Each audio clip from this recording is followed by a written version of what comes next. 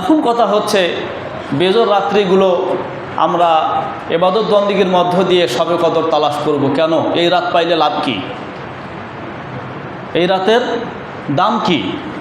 তো আল্লাহ রাব্বুল আলামিন এই সূরার পরবর্তী 4 আয়াতে শবে কদরের 3টা বৈশিষ্ট্য তুলে ধরেছেন, যে 3 বৈশিষ্ট্যের মাধ্যমে শবে কদর যে কত দামি রাত এটা বুঝাতে চেয়েছেন আল্লাহ তাআলা। আউযু বিল্লাহি মিনাশ শাইতানির রাজীম। বিসমিল্লাহির রহমানির রহিম।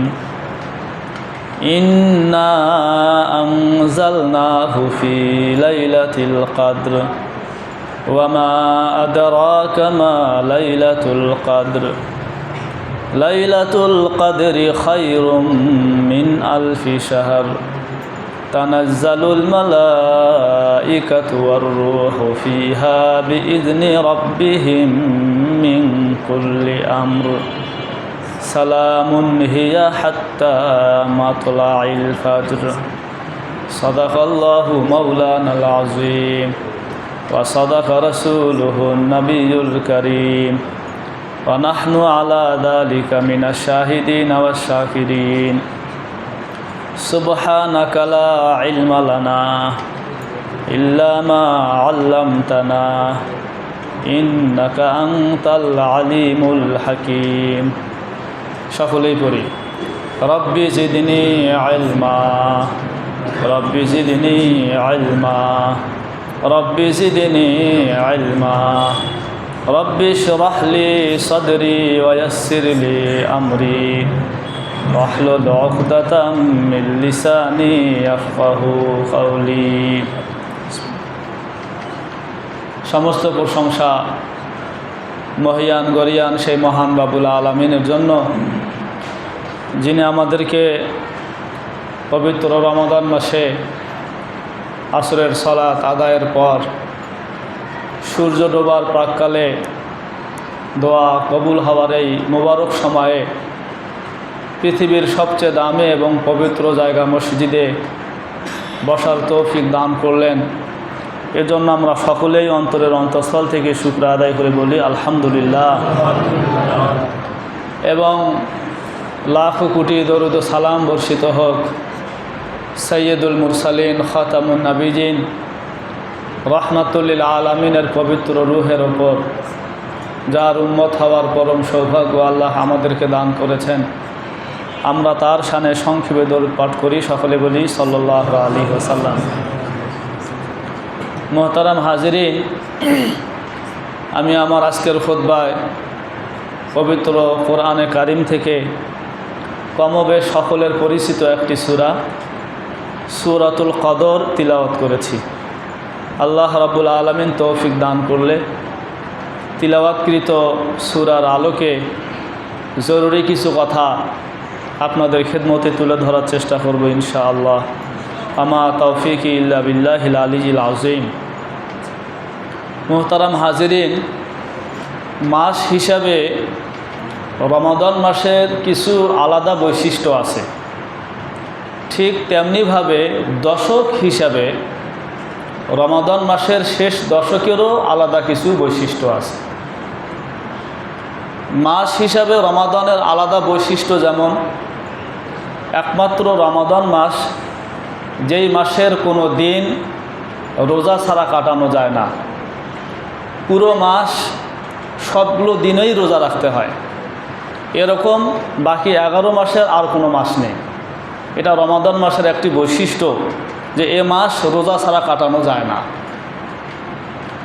ঠিক এমনিভাবে রমাদান মাসের আর একটি বৈশিষ্ট্য হলো, এ মাসের প্রতিটি রাতে তারাবিহের সালাত আদায় করতে হয়। এ মাস বাদে বাকি 11 মাসের কোনো মাস এমন নাই যে মাসের রাত্রিগুলোতে তারাবিহ আদায় করতে হয়, আছে? তাহলে তারাবিহের দিক থেকে রমাদান মাস এর আলাদা একটা বৈশিষ্ট্য রয়েছে। ঠিক এমনিভাবে একটা ফরজে 70টা ফরজের সব লাভ করা, এটা রমাদানের বৈশিষ্ট্য। রমাদানের বাহিরে আর কোনো মাস এমন নাই। তো মাস হিসাবে যেমন রমাদান মাসের আলাদা কিছু বৈশিষ্ট্য আছে, দশক হিসাবে রমাদান মাসের শেষ দশকেরও আলাদা কিছু বৈশিষ্ট্য আছে। যেমন একটা বৈশিষ্ট্য হলো রমাদান মাসের শেষ দশকের বেজর রাত্রিগুলোতে শবে কদর লাভ করা যায় যদি শবে কদর কেউ তালাশ করে, কিন্তু রমাদান মাস বাদে অন্য কোনো মাসের কোনো দশকে কেউ যদি শবে কদর তালাশ করে সে পাবে না। তাহলে এটা হলো রমাদান মাসের শেষ দশকের একটি বৈশিষ্ট্য যে এই দশকে কেউ জাগলে, কেউ শবে কদর তালাশ করলে সে শবে কদর পেয়ে যায়। শবে কদর অত্যন্ত জরুরি এই উম্মতে মুহাম্মাদির জন্যে, এই উম্মতে মুহাম্মাদির শ্রেষ্ঠত্বের জন্যে অনেক বড় একটা পাওয়া হলো শবে কদর। এজন্য খুব সুন্দরভাবে সুস্পষ্টভাবে শবে কদর সম্পর্কে একটা ধারণা আমাদের প্রত্যেকের থাকতে হবে এবং শবে কদর তালাশের সর্বোচ্চ মনোভাব আমাদের রাখতে হবে এবং সেটা করতেও হবে। কাজে আসুন আমরা সর্বপ্রথম শবে কদর সম্পর্কে কিছু আলোচনা শুনি। আল্লাহ রাব্বুল আলামিন কদর নামে কোরআনে কারিমের একটি সূরা নাজিল করেছেন। বলুন এই সূরার নাম কি? সূরাতুল কদর। সূরাতুল কদর, খুব খেয়াল করে শুনবেন। এই সূরা আল্লাহ তাআলা নাজিল করেছেন দুইটা উদ্দেশ্যে। একটা উদ্দেশ্য হলো এই সূরা নাজিলের মাধ্যমে আল্লাহর কিতাব, এই যে কোরআনে কারিম, এটা কত দামি কিতাব, এটা কত শ্রেষ্ঠত্বের অধিকারী এই কিতাব, এটাকেই মূলত প্রমাণ করা। এটা হচ্ছে সূরা কদর নাজিলের একটা উদ্দেশ্য। অর্থাৎ সহজ কথায় সূরা কদর নাজিলের মাধ্যমে আল্লাহ রাব্বুল আলামিন কোরআনে কারিমের শ্রেষ্ঠত্ব তুলে ধরেছেন, এটা কত দামি কিতাব সেটা তুলে ধরেছেন। দ্বিতীয় উদ্দেশ্য হলো উম্মতে মুহাম্মাদির শ্রেষ্ঠত্ব আল্লাহ তাআলা তুলে ধরেছেন। তাহলে কয় শ্রেষ্ঠত্ব? দুই। এক কোরআন, দুই উম্মতে মুহাম্মাদি। এই দুই শ্রেষ্ঠত্ব তুলে ধরাই হচ্ছে এই সূরা নাজিল হওয়ার উদ্দেশ্য। আল্লাহ রাব্বুল আলামিন বলেন, ইন্না আনজালনাহু ফি লাইলাতিল কদর। কোরআনে কারিমে যত জায়গায় ইন্না এই শব্দটা আসবে আপনারা চোখ বন্ধ করে অনুবাদ করবেন, নিশ্চয়ই আমি। তাহলে বলুন ইন্না অর্থ কি? আর একবার বলেন ইন্না, নিশ্চয় আমি। এখানে আর একটা কথা বলি, একটা হচ্ছে ইন্না মানে নায়ের মধ্যে আর টান নাই, আর একটা হচ্ছে ইন্না। যদি ইন্না টান হয় তাহলে অর্থ হবে নিশ্চয় আমি। আনজালনা অর্থ হলো নাজিল করেছি। হু এটা সর্বনাম, এর অর্থ হচ্ছে একে, একে বলতে কোরআনে কারিমকে।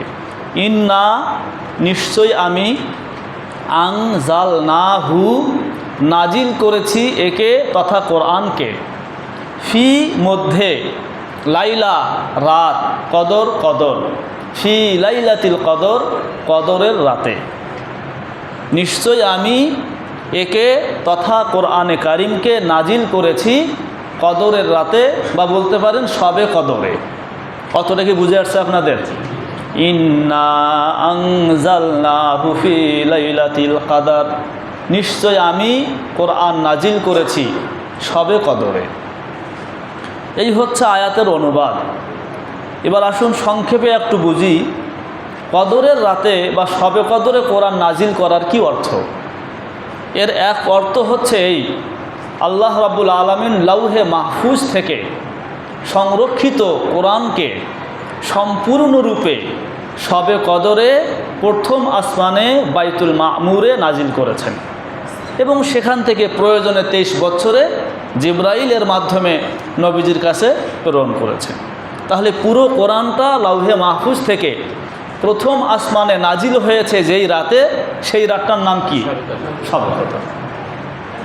আর একটা ব্যাখ্যা হলো দীর্ঘ 23 বছরে যেই কোরআন রসুলের প্রতি অবতীর্ণ হয়েছে এর সূচনাটা হয়েছিল শবে কদরে। ওই যে প্রথম 5টা আয়াত, ইকরা বিসমি রাব্বিকাল্লাযী খালাক, যেই 5টা আয়াতের মধ্য দিয়ে কোরআন নাজিলের সূচনা হয়েছে, ওই 5টা আয়াত নাজিল হয়েছে শবে কদরে। কয়টা ব্যাখ্যা হলো? দুইটা। অথবা পুরনো কোরআনটাকে লাউহে মাহফুজ থেকে নাজিল করেছে প্রথম আসমানে শবে কদরে, কিংবা 23 বছরে যেই কোরআন নাজিল হয়েছে সেটার সূচনা হয়েছে শবে কদরে। এখন আমাদের যেটা বুঝতে হবে সবচেয়ে গুরুত্বের সাথে, সেটা হলো শবে কদর। এটা কোন রাত, আমরা কোথায় খুঁজে পাবো এই রাতকে? যদি আমরা কোরআন থেকে জানার চেষ্টা করি তাহলে এই রাতটা খোঁজা অনেকটাই সহজ হয়ে যায়। কোরআনের ভাষ্য মতে এই রাত বাকি 11 মাসে নয়, রমাদান মাসে অবস্থিত। তাহলে আমাদের এই রাত খোঁজার পরিধিটা অনেকটা কমে আসলো। 12 মাসের জায়গায় 1 মাসে সীমাবদ্ধ হলো। তার মানে আমরা যদি 1 মাস কষ্ট করি তাহলে এই রাতটা পেয়ে যাব। হুজুর কিভাবে কোরআন থেকে বোঝা গেল? কোরআনে কারিমের সূরাতুল বাকারা আয়াত নং 185, আয়াত নং 185 আল্লাহ তাআলা বলেন, শাহরু রমাদান শাহরু রমাদান আল্লাযী উনজিলা ফীহিল কুরআন হুদাল লিন-নাসি ওয়া বায়্যিনাতিম মিনাল হুদা ওয়াল ফুরকান। শাহরু রমাদান, এটা সূরা বাকারার 185 নম্বর আয়াতের প্রথম অংশ। আয়াতটা অনেকটা লম্বা, প্রথম অংশ এটা। আল্লাহ তাআলা বলেন শাহরু রমাদান, রমাদান মাস, আল্লাযী উনজিলা ফীহিল কুরআন, যেই মাসে আমি কোরআন নাজিল করেছি বা যেই মাসে কোরআন নাজিল হয়েছে। তাহলে রমাদান মাসে যদি কোরআন নাজিল হয় তাহলে শবে কদরটা রমজানের ভিতরে হতে হবে না? যদি আপনি বলেন না শবে কদর রমজানের ভিতরে না, তাহলে মুশকিল হবে। এটা দুই আয়াতের কোনো একটা আয়াতকে মিথ্যা বলতে হবে। যদি বলেন রমজান মাসে কোরআন নাজিল হয়েছে, যেহেতু শবে কদর রমজানের ভিতরে না, তাহলে বলতে হবে শবে কদরে কোরআন নাজিল হওয়ার আয়াতটা মিথ্যা। বলেন নাউজুবিল্লাহ। আবার যদি বলেন শবে কদরে কোরআন নাজিল হয়েছে, এটা সত্য, যেহেতু এই রাত রমজানের ভিতরে নাই, অতএব রমজান মাসে কোরআন নাজিল হয়েছে, এটা মিথ্যা। অথচ কোরআনে কারিমের কোনো আয়াত কি মিথ্যা? সব আয়াত সত্য। কাজেই এটাই বলতে হবে যে যেই রাতে কোরআন নাজিল হয়েছে সেই রাতটা অন্য কোনো মাসে নয়। কোন মাসে আছে? রমজান মাসে আছে। তাহলে এখন সহজ হলো যে মাস হিসাবে রমাদান মাসে কোরআন নাজিল হয়েছে আর রাত্র হিসাবে শবে কদরে কোরআন নাজিল হয়েছে। তাহলে কোরআনে কারিম থেকে আমরা বুঝলাম যে বাকি 11 মাসে নয়, শবে কদর এটা রমজান মাসে। চলুন আমরা আর একটু সহজ করি ব্যাপারটা। সহিহ বুখারীর বর্ণনা এসেছে, হযরত আবু সালামা রাদিয়াল্লাহু তাআলা আনহু তিনি জিজ্ঞাসা করলেন হযরত আবু সাঈদ খুদরি এর নিকট। কি বললেন? হাদ্দিসনি মা সামি'তা রাসূলুল্লাহি সাল্লাল্লাহু আলাইহি ওয়াসাল্লাম ফি লাইলাতুল কদর। হে আবু সাঈদ খুদরি, আপনি লাইলাতুল কদর সম্পর্কে, শবে কদর সম্পর্কে রাসূলের কাছে কি শুনেছেন তা আমাদের কাছে ব্যক্ত করুন। এবার হযরত আবু সাঈদ খুদরি রাদিয়াল্লাহু তাআলা আনহু বর্ণনা শুরু করলেন। কি বলেন তিনি? ইতাকাফা রাসূলুল্লাহি সাল্লাল্লাহু আলাইহি ওয়াসাল্লাম আশরাল আউয়ালি মিন রমাদানা ওয়া তাকাফনা মাহু। একদা নবীজি রমাদান মাসের প্রথম দশকে এতেকাফে বসলেন। তো নবীজির এতেকাফে বসতে দেখে আমরাও নবীজির সাথে এতেকাফে বসলাম। রসুল যখন এতেকাফে বসছে তা আমরা কেমন করে বাইরে থাকি? তো যখন প্রথম দশকের এতেকাফ শেষের দিকে, ঠিক সেই সময় ফাআতাহু জিবরিল ফাকাল ইন্নাল্লাযী তাতলুবু আমামাকা। হযরত জিবরাইল আসলেন আর রসুলকে বললেন, হে আল্লাহর রসুল, আপনি যেই রাতটা পাওয়ার আশায়, আপনি যেই রাতকে পাওয়ার আশায় প্রথম দশকে এতেকাফ করেছেন সেই রাত তো সামনে। সেই রাত কি? সামনে। এবার নবীজি মাঝের দশকে এতেকাফে বসলেন। সাহাবা বলেন আমরাও এতেকাফে বসলাম। মাঝের দশকের এতেকাফও যখন শেষ প্রান্তে, তখন আবার জিবরাইল আসলেন, এসে বললেন আন্নাল্লাযী তাতলুবু আমামাকা, আপনি যেই রাত খুঁজছেন সেটা কোথায়? সামনে। এখান থেকে আরও একটা বিষয় মাঝখানে বলি। বোঝা গেল এতেকাফের একটা বড় উদ্দেশ্য হচ্ছে শবে কদর খোঁজা। কি খোঁজা? শবে কদর খোঁজা। এজন্য জিবরাইল বারবার রসুলকে বলতেছিলেন আপনি যেই রাত খুঁজছেন সামনে। তাহলে বলুন তো, প্রথম দশকও গেল, মাঝের দশকও গেল, তো সামনে থাকলো কোন দশক? শেষ দশক। এজন্য নবীজি সাল্লাল্লাহু আলাইহি সাল্লাম 20 রোজা, মানে আজকের দিন, আজকে তো 20 রোজা যাচ্ছে, তাই না? 20 রোজা সকালবেলা সাহাবা একরামকে সামনে রেখে মসজিদের ভিতরে একটা বক্তব্য দিলেন। বললেন, তোমরা যারা আমার সাথে প্রথম দশকে এতেকাফ করেছো, মাঝের দশকে এতেকাফ করেছো, তোমরা আমার সাথে শেষের দশকেও এতেকাফ করবে। ফাইন্নাহা ফিল আশরিল আওয়াখিরি মিন রমাদান, কেননা সবে কদর এটা রমাদানের শেষ দশকে। তাহলে এই হাদিস থেকে এটা পরিষ্কার হলো যে রমাদান মাস সবে কদর আছে এই মাস, আবার রমাদান মাসেরও শেষ দশকে সবে কদর আছে, এটা আমরা হাদিস থেকে পরিষ্কার বুঝলাম। এ মর্মে সহিহ বুখারীর আরও একটা হাদিস আছে। আম্মা আয়েশা সিদ্দিকা রাদিয়াল্লাহু তাআলা আনহা বলেন, রসুল বলেছেন, তাহাররাউ লাইলাতুল কদর, তোমরা সবে কদর তালাশ করবে ফিল আশরিল আওয়াখিরি মিন রমাদান, রমজান মাসের শেষ দশকে। এই হাদিস থেকে দুইটা জিনিস বোঝা গেল, একটা হলো সবে কদর শেষ দশকে, আর একটা হলো নবীজি এই রাত খোঁজার জন্যে, এই রাতকে তালাশ করার জন্যে উম্মতকে নির্দেশ দিয়েছেন, বলেছেন তাহাররাউ, তোমরা সবে কদর তালাশ করো। তার মানে আমরা প্রত্যেকেই নবীজির এই আদেশিত এই নির্দেশিত যে আমাদের সবে কদর খুঁজতে হবে, এবং এটা শেষ দশকে আছে। আরও একটু সহজ করে বিষয়টা শেষ করি। সহিহ বুখারীর আর একটা হাদিস, যেটা আম্মা আয়েশা সিদ্দিকা থেকে বর্ণিত হয়েছে।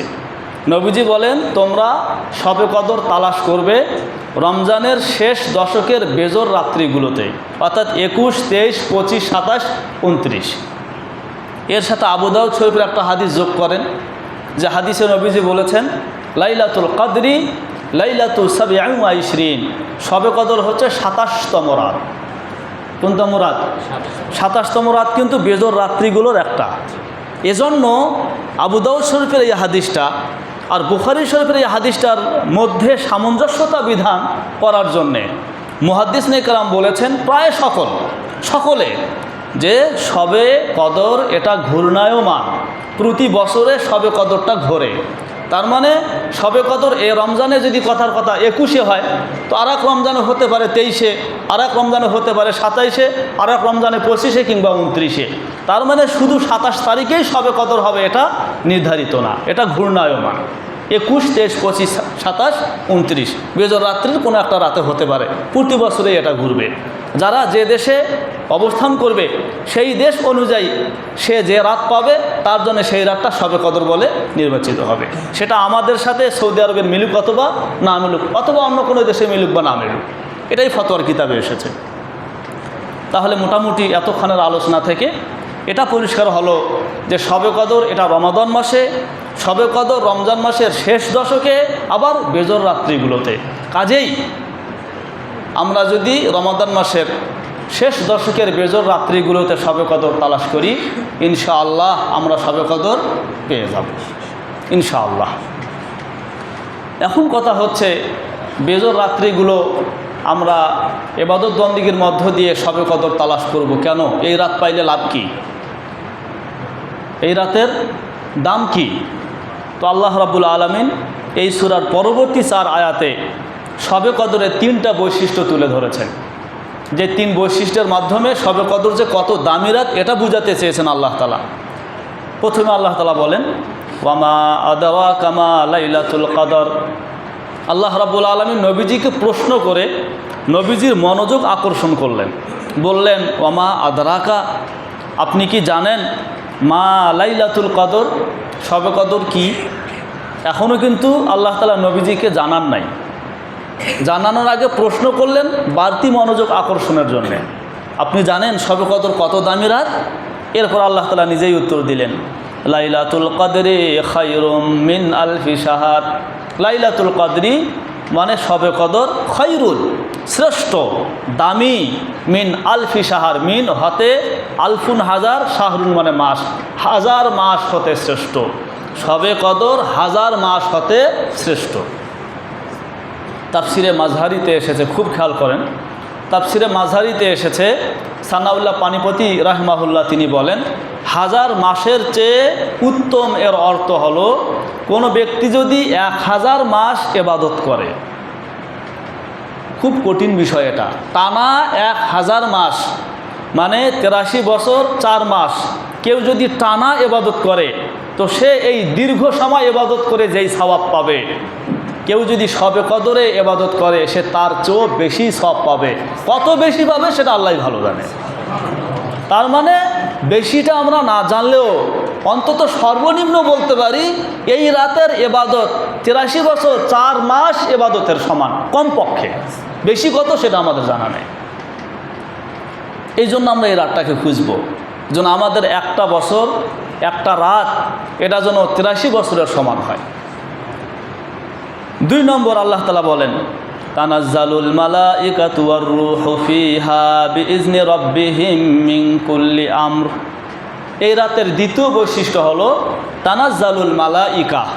তানাজ্জালু অর্থ হচ্ছে অবতরণ করা, অবতীর্ণ হওয়া। তো তানাজ্জালু অবতরণ করেন, আল মালাইকা ফেরেশতাগণ, ওয়ার রূহু এবং রূহ বলতে জিবরাইল। ফেরেশতাগণ এবং জিবরাইল অবতরণ করেন ফিহা এই রাতে বিইজনি রাব্বিহিম রবের অনুমতিক্রমে মিন কুল্লি প্রত্যেকটা বিষয় নিয়ে জিবরাইল আল্লাহর অনুমতিক্রমে একটা ফেরেশতার দল নিয়ে জমিনে অবতরণ করেন। উদ্দেশ্য কি? তাফসীরের কিতাবে এসেছে উদ্দেশ্য 2টা। প্রথম উদ্দেশ্য হলো এই রাতে যারা কোনো না কোনোভাবে ইবাদতে নিয়োজিত, দাঁড়িয়ে, রুকুতে, সেজদায় কিংবা 2 হাত তুলে রোনাজারিতে মোনাজাতে কোনো না কোনোভাবে ইবাদতে জড়িত, হযরত জিবরাইল আলাইহিস সালাম বিশাল বড় ফেরেশতাদের একটা দল নিয়ে জমিনে অবতরণ করে ওই লোকগুলোকে খোঁজে, দেখে ঘরের কোনায় কে কোথায় কোন অবস্থায় ইবাদতে আছে।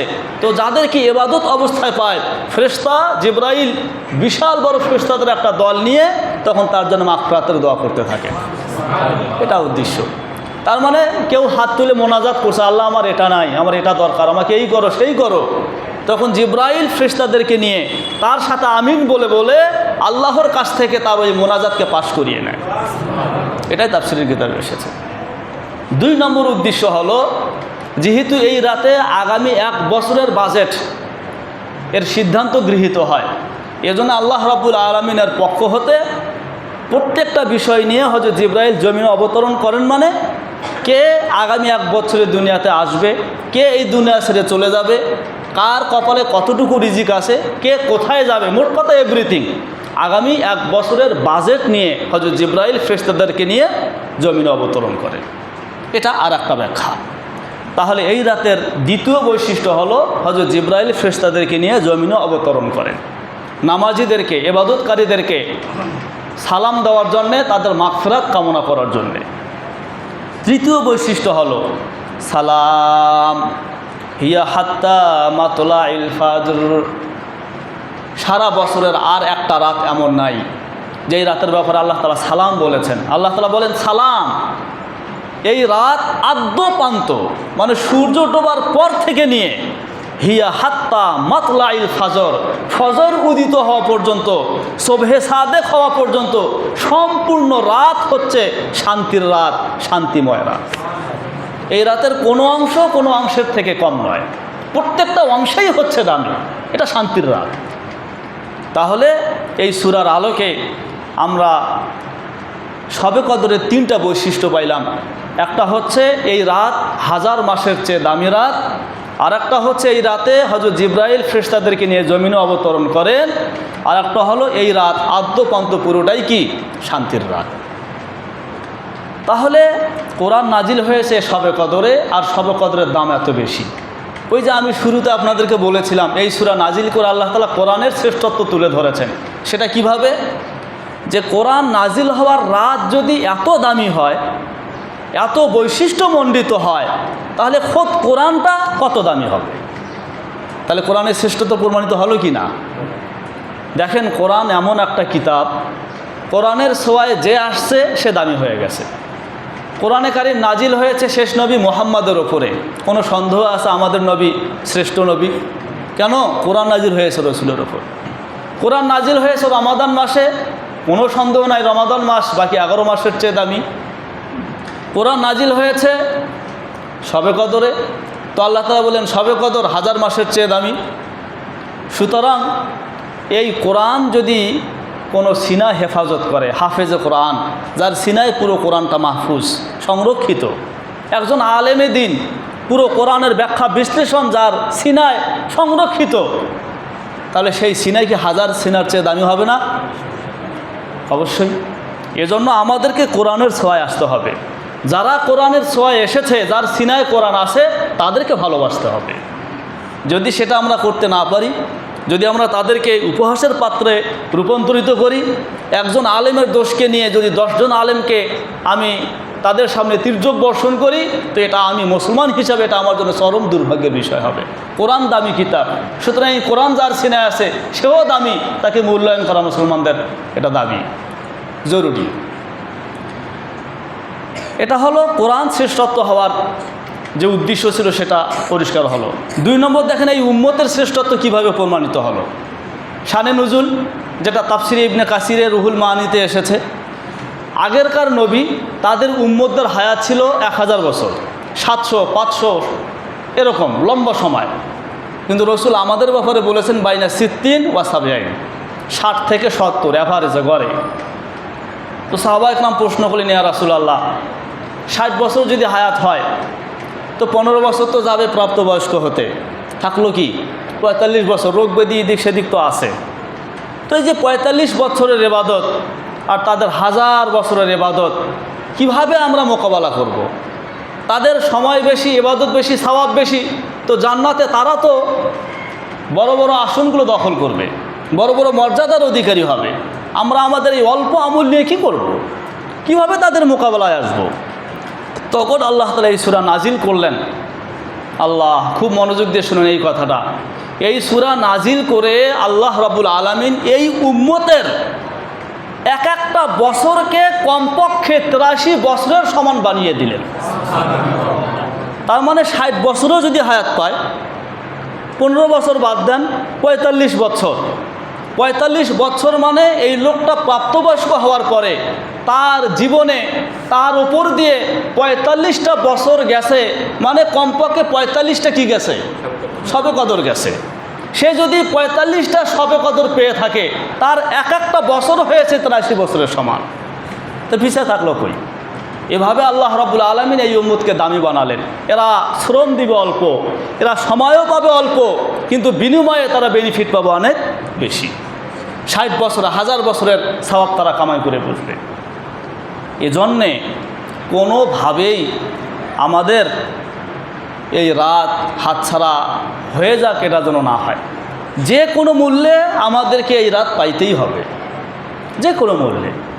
আমি বলি, যদি কেউ খুবই ব্যস্ত হয়, আমি সেই লোকটাকে বলবো সর্বশেষ এসে একটা আশার বাণী হিসাবে, যে হাদিসটা আমি খুতুবাতে আহকামে পেয়েছি, সিয়াসেতায় আছে কিনা আমার জানা নেই।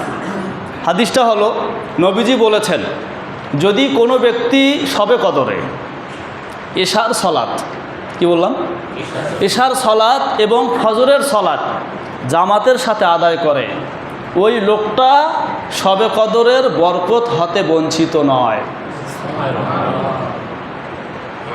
তাহলে অন্তত পক্ষে রমজান মাসের শেষ দশকের এশা এবং ফজর, এই 2টা নামাজও যদি জামাতের সাথে কেউ আদায় করে, বারাকাত কতটুকু হাসিল করবে সেটা পরের কথা, অন্তত সে বঞ্চিত হবে না। অন্তত সে কি হবে না? বঞ্চিত হবে না। এরপরও কেউ যদি গাফলতি করে, ওর চেয়ে হতভাগা আর দুর্ভাগা পৃথিবীতে কেউ নেই। পৃথিবীতে আর এমন কোনো কিছু আপনি পাবেন না যার বেনিফিট এত বেশি। একটা রাত 83 বছরের সমান, এত বেনিফিট আছে কোনো কিছুতে? আল্লাহ তাআলা আমাদেরকে দান করেছেন একবারে, এটা আমাদের বিশেষ পাওয়া আল্লাহর কাছ থেকে। শেষ নবীর উম্মত হওয়ার বরকতে আমরা এটা পেয়েছি। কাজেই আমাদের এক একটা বছরকে 83 বছরের সমান বানাতে হবে। আর উপায় কি? শবে কদর খোঁজা, শবে কদর পাওয়া। যদি কেউ এই শবে কদর পেয়ে যায়, তাহলে সে কি বলবে? আম্মা জান আয়েশা সিদ্দিকা, সহিহ বুখারীতে হাদিস এসেছে, এটা বলে এই প্রসঙ্গটা শেষ করব। আম্মা জান আয়েশা সিদ্দিকা বলেন, হে আল্লাহর রসুল, আমি যদি লাইলাতুল কদর পেয়ে যাই, মা আকুলু ফিহা, এই রাতে আমি কি বলবো? বিশেষ কিছু বলার আছে কি?